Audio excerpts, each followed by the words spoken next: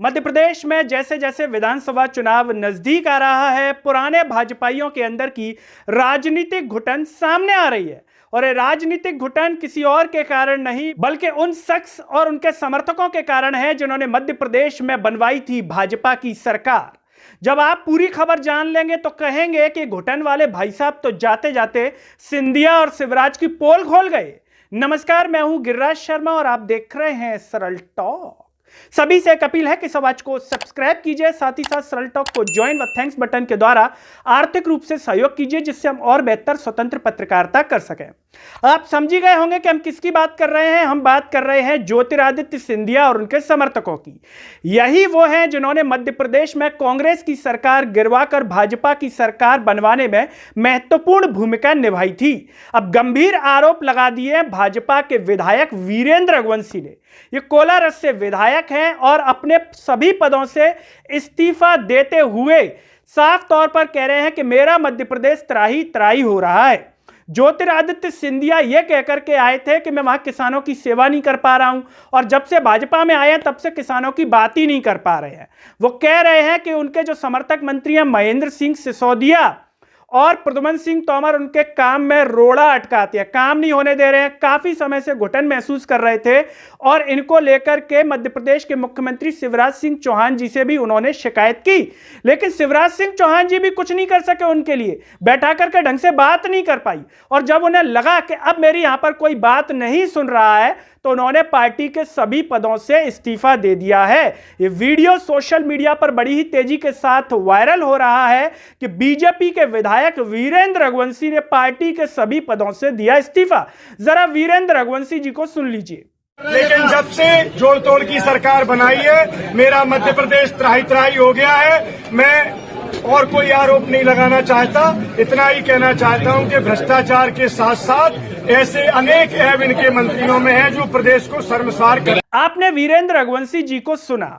इसके साथ ही साथ वो ये भी एक टीवी के इंटरव्यू में कह रहे हैं कि जब अमित शाह जी मध्य प्रदेश आए थे तो जो गांव में जो सरपंच वगैरह थे उनको कहा गया था कि आप भीड़ जुटाइए और गाड़ियों के लिए पेट्रोल की व्यवस्था कीजिए। ऐसे में सरपंच साहब ने हाथ खड़े कर दिए और कहा कि अधिकारियों को कमीशन भी दिया है, जो फंडिंग आती है काम के लिए उसमें से, तो ऐसे में कहां से व्यवस्था करें।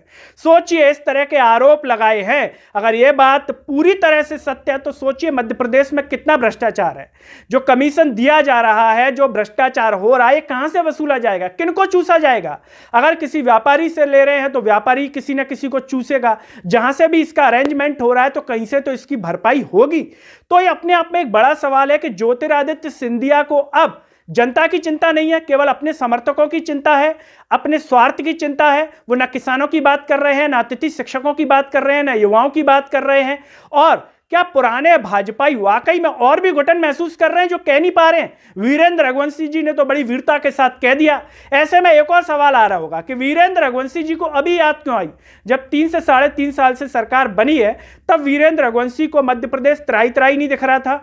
अब चुनाव आते ही उन्होंने क्यों कह दिया, यह भी एक कई लोगों के मन में सवाल आ रहा होगा। तो कई लोग कह रहे होंगे कि मध्य प्रदेश की भाजपा या राष्ट्रीय भाजपा जो सिद्धांतों की बात करती है उनके लोगों के सामने दिखाने के सिद्धांत अलग होते हैं और जोड़ तोड़ के सिद्धांत अलग होते हैं जब सरकार बनवानी होती है। यानी कि सिद्धांतों को घुटनों पर रख दिया जाता है, साइड में कर दिया जाता है, घुटनों पर आ जाते हैं सरकार बनाने के लिए। ऐसे तमाम उदाहरण है। मध्य प्रदेश की बात कर लें, महाराष्ट्र की बात कर लें, अजीत पवार जिनके लिए मोदी जी कह रहे थे कि भ्रष्टाचार है, दूसरे दिन उनसे गले मिल लिए। यानी कि मोदी जी और उनकी भाजपा और शिवराज जी और उनकी भाजपा को भ्रष्टाचार से कोई गुरेज नहीं है, प्रेम है उनसे। और ऐसे लोगों को बड़े ही सद्भाव के साथ वो लोग देखते हैं, क्योंकि उदाहरण तो यही कह रहे हैं। बहरहाल, आप क्या सोचते हैं उस पूरी खबर पर? क्या जैसे जैसे चुनाव आएंगे और भी भाजपाइयों की घुटन सामने आएगी और इस्तीफा देकर के वो निर्दलीय या कांग्रेस से चुनाव लड़ेंगे? और क्या वीरेंद्र रघुवंशी भी कांग्रेस से चुनाव लड़ सकते हैं? इस पर जब पत्रकारों ने सवाल किया तो वो कह रहे हैं कि मैं तो जनसेवा के लिए आया हूं, क्षेत्र की जनता जो कहेगी मैं उसे मानूंगा, लोगों से सलाह मशवरा करूंगा, उसके बाद ही कोई निर्णय लूंगा।